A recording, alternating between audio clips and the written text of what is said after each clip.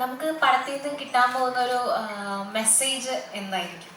ഇപ്പോൾ മുൻകൂട്ടി പറയുവാണെങ്കിൽ എനിക്കത് ചോദിക്കാമോ എന്ന് അറിയില്ല. ഞാൻ കേട്ടൊരു കാര്യമാണ്, ചോദിക്കാമോ?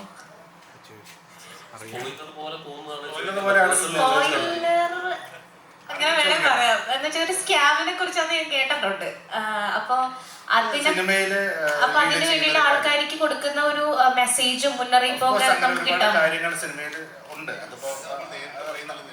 അത് സിനിമയിലൂടെ പോകുന്നതാണ്. അതിപ്പോ അതൊരു വളരെ ഫോഴ്സായിട്ടൊന്നും പറയുന്നില്ല. ഞാൻ തന്നെ പറഞ്ഞിട്ടുണ്ട് സ്കാമുണ്ടെന്ന്.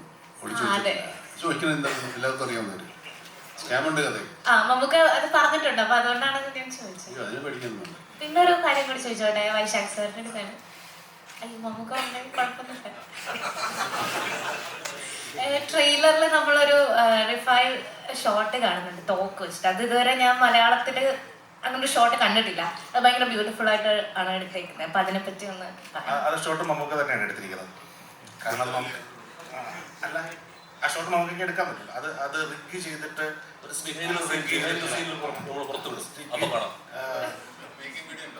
ഒരു ഒരു സ്റ്റിക്കിൽ ഒരു ക്യാമറ റിഗ് ചെയ്തിട്ടാണ്. ശരി, കാണിച്ചു കേട്ടോ. നമുക്കിപ്പോ ഹിറ്റ്ലർ എന്നുള്ള സിനിമയിലെ ആക്ഷൻ സീനുകളിൽ മമ്മൂക്ക എല്ലാ ആക്ഷൻ സീനുകളും ഇടത് കൈ കൊണ്ടാണ് ഇനീഷ്യേറ്റ് ചെയ്തിട്ടുള്ളത്. ആ സിനിമ കണ്ടാൽ അറിയാം. നമുക്ക് അത് എഫേർട്ട് എടുത്തിട്ട് എല്ലാം ആക്ഷൻ തുടങ്ങുന്നത് ഇടത് കൈ കൊണ്ടാണ്. അപ്പൊ അങ്ങനെ ഒരു കൊമേഴ്ഷ്യലായ സിനിമയിൽ അങ്ങനെ ഒരു ചെറിയ എഫേർട്ട് അല്ലെങ്കിൽ അങ്ങനെ ഒരു എഫേർട്ട് എടുക്കേണ്ട കാര്യമില്ല ആക്ച്വലി. പക്ഷെ ആ ഒരു വ്യത്യസ്തത നമുക്ക് കാണാം.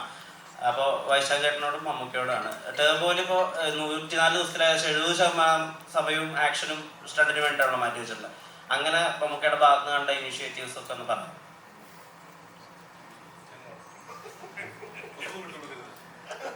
ഒന്നാമത് ഇവരൊന്നും പറയാൻ സമ്മതിക്കില്ല.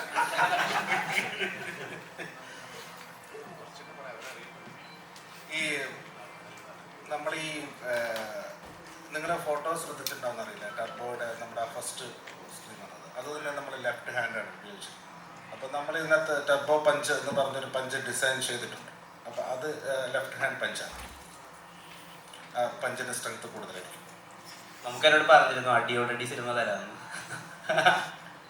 വാക്ക് വലിച്ചിട്ടുണ്ട്. ഈ ഇപ്പം ഭീഷ്മത്തിൽ നമ്മൾ നോക്കാൻ നേരത്ത് അതിന്റെ ഫൈറ്റ് സീക്വൻസിലൊക്കെ ബോൾട്ട് പോലത്തെ ഉള്ള ന്യൂ ടെക്നോളജീസുമായിട്ട് നമുക്ക് മല്ലിടുന്നതാണ്, ഇല്ലെങ്കിൽ അതിനെ തോൽപ്പിക്കുന്നതാണ്. അപ്പം നേരെ മറിച്ച് ഇപ്പം ടർബോയിൽ വരാൻ നേരത്ത് ഫൈറ്റ് സീക്വൻസിന്റെ അകത്ത് ഇപ്പം ട്രെയിലർ കട്ട്സിലൊക്കെ നമ്മൾ കണ്ടത് ഗംഭീരമായിട്ടുള്ള ഷോട്ട്സ് കാര്യങ്ങളൊക്കെയാണ്. അതിനെ എങ്ങനെയായിരുന്നു ഈ ടെക്നോളജിയുമായിട്ട് മമ്മൂക്കയുടെ മല്ലിടല്? നമുക്ക് ടെക്നോളജി മല്ലിടേണ്ട കാര്യമില്ല. വളരെ നല്ല ധാരണ ടെക്നോളജിയിലുള്ള ആളാണ്, നമുക്ക് പറഞ്ഞു തരും. അപ്പം ഇതിൽ നമുക്ക് ഉപയോഗിക്കാൻ പറ്റുന്ന സാധ്യത ഇപ്പോൾ സാധ്യമായിട്ടുള്ള ഒരു പരമാവധി ലഭിക്കാവുന്ന എല്ലാ ടെക്നോളജികളും എല്ലാ എക്യുപ്മെൻറ്റ്സുകളും ഉപയോഗിക്കാൻ ശ്രമിച്ചിട്ടുണ്ട്. അതൊക്കെ കമ്പനി പ്രൊവൈഡ് ചെയ്തിട്ടുണ്ട്. അപ്പോൾ അത് വെച്ച് നമുക്ക് ചെയ്യാവുന്ന ഒരു ബെസ്റ്റ് കൊടുക്കാൻ പറ്റിയെന്നാണ് വിശ്വാസം. കണ്ടു നോക്കാം. നമ്മുടെ മാഷിനെ കണ്ടപ്പോൾ ഇവിടെ ഒരു സിനിമയുടെ ലൊക്കേഷൻ മാഷ പറഞ്ഞൊരു ഡയലോഗാണ്. ഞാൻ ചോദിക്കുകയാണ്, മമ്മൂക്ക വീണ് കിടന്നു നമ്മളെ സ്റ്റൈലിൽ കാണില്ലോ, വീട് ഇപ്പോൾ എഴുന്നേറ്റ് കഴിഞ്ഞപ്പം വേറൊരു ഡോപ്പിട്ട് ചെയ്യാമെന്ന് മമ്മൂക്ക അത് വേണ്ട, ഇത് ഞാൻ തന്നെ ചെയ്യുമെന്ന്. 95% മമ്മൂക്ക തന്നെയാണ് ചെയ്തതെന്നാണ് അദ്ദേഹം നമ്മളോട് പറഞ്ഞത്. ശതമാന കണക്കുകളൊന്നും എടുക്കേണ്ട കാര്യമില്ല. ടെക്നോളജിയുടെ ഭാഗമായിട്ട് വിടും. മമ്മൂക്കയുടെ എല്ലാ എഫേർട്ടും എടുത്തിട്ടുണ്ട്.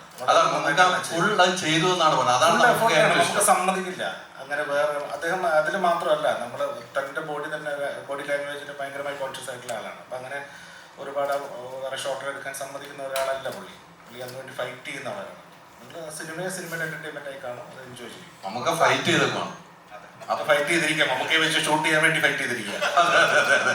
അതാണ് സത്യം. ഇപ്പം മാസ് ഫിലിം എന്ന് പറയാൻ നേരത്ത് പ്രേക്ഷകൻ സ്വാഭാവികമായിട്ട് അതിന് ചിന്തകൾ, ഇമാജിനേഷൻസ് അസോസിയേറ്റ് ചെയ്യുന്ന കുറെ ചിത്രങ്ങൾ, ഇപ്പൊ നായകനാണെങ്കിലും ബിഗ് ബി ആണെങ്കിലും ഭീഷ്മമാണെങ്കിലും അത്തരം കുറെ ചിത്രങ്ങളായിരിക്കും മനസ്സിൽ ആദ്യം വരിക.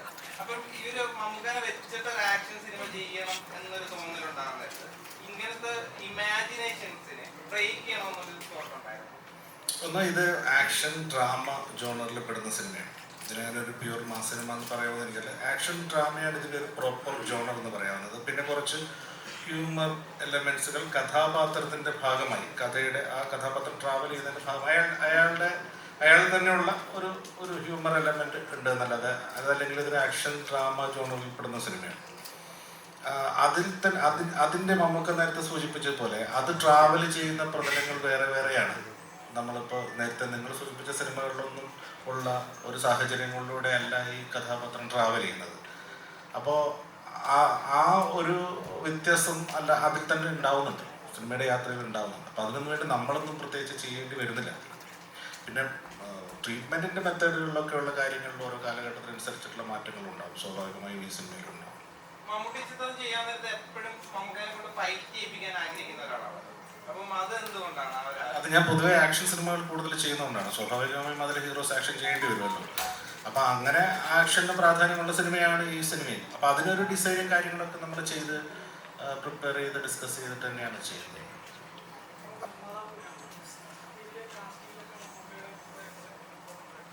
മമ്മൂക്കയോട് ചോദിച്ചിട്ടാണ് എല്ലാ കാസ്റ്റിങ്ങും ചെയ്തിരിക്കുന്നത്. ഏത് സിനിമ ഞാൻ ചെയ്യുമ്പോഴും അതിൻ്റെ നിർമ്മാതാക്കളോട് ചോദിച്ചിട്ട് തന്നെയാണ് എല്ലാ കാസ്റ്റിങ്ങും ചെയ്യാറുള്ളത്. കാരണം അവരാണല്ലോ പൈസ കൊടുക്കേണ്ടത്. അവരോട് ചോദിക്കാതെ ഒരു കാസ്റ്റിംഗ് വെക്കാൻ പറ്റില്ല.